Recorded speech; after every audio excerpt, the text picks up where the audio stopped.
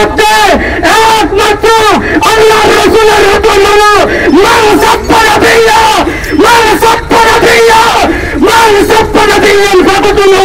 তার একমাত্র হুকুম হলো তার শরীর থেকে কল্লাকে আলাদা করে দিতে হবে। أعوذ بالله من الشيطان الرجيم إن الذين يؤذون رسول الله لعنهم الله في الدنيا والآخرة قال النبي صلى الله عليه وسلم من سب نبيا فقتلوه। মুহতারাম হাজিরিন, সকলে এখানে উপস্থিত হয়েছেন অনেক কষ্ট করে। আমরা কে কি উদ্দেশ্য নিয়ে এসেছি একমাত্র আল্লাহ পাক রব্বুল আলামিন জানেন। কতক্ষণ ঠিক না বেশি আমরা সবাই এখানে উপস্থিত হয়েছি আমাদের প্রিয় নবী সব চাইতে কাছের আল্লাহ রাসূল সাল্লাল্লাহু আলাইহি ওয়াসাল্লামকে ভারতের রামগিরি নামক যে লোকটা আমার আপনার প্রিয় নবী সরওয়ারে দু আলম নবীকে নিয়ে কটূক্তি করেছে, তার প্রতিবাদে আমরা সবাই একত্রিত হয়েছি। আল্লাহ তাআলা কোরআনে হাকিমের মধ্যে বলেছেন, তারা যে আমার রাসূলকে নিয়ে ইউযুনাল্লাহ ওয়া রাসূলা, আল্লাহ এবং আল্লাহর রাসূলকে কষ্ট দিলে তাদের বিরুদ্ধে একমাত্র আল্লাহর রাসূলের হুকুম হলো মান সাব্বা নাবিয়্যা ফাকতুলু। তার একমাত্র হুকুম হলো তার শরীর থেকে কল্লাকে আলাদা করে দিতে হবে।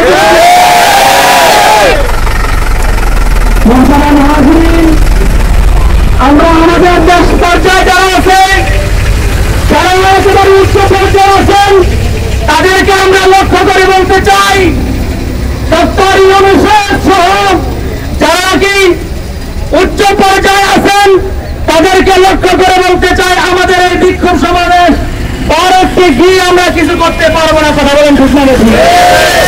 কিন্তু আমরা অর্থনৈতিক ভাবে আমরা ভারতের দূতকে ডেকে এম্বাসি পর্যন্ত যারা আছে, যদি আমাদের এই বিক্ষোভ মিছিল থেকে আল্লাহর রাসূলকে কটূক্তি করা বন্ধ না হয়, শুধু ভারত নয় সারা বিশ্বের যে কোনো অরাজক কাজ থেকে আল্লাহর রাসূলকে নিয়ে কটূক্তি করা হবে, তার জবাব দেওয়ার জন্য সারা বাংলাদেশ নয় সারা বিশ্বের মুসলমান এক হয়ে যাবে।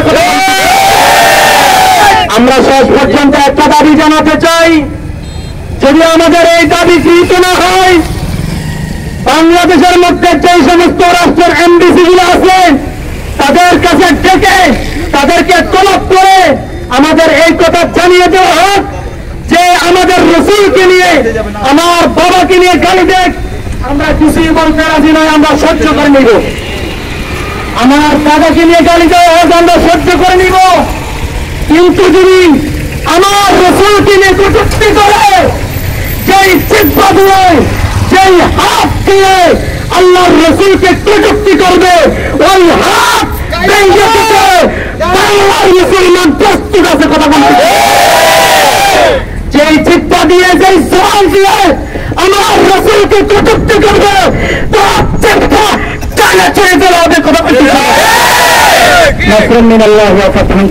এই বলে আমি আমার বক্তব্য শেষ করছি। আল্লাহ পাক আমাদেরকে সে ঈমানে উজ্জীবিত করার তৌফিক দান করেন।